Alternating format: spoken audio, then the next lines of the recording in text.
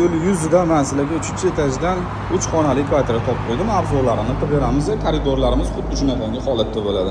Uzun koridordan kirib kelinglar, shu xonadon sotuvdi.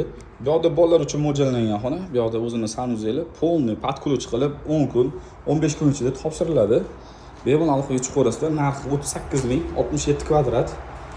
3-etajda joylashgan. Bu yerda o'zini oshxonasi, ko'cha tomonga qaragan oynasi, eshiklar qo'yib beriladi, abo'ylar qilinadi, polni tayyor holatda topshiriladi. Bu yerda yotoqxonasi, to'rdagi oyna ochiladi.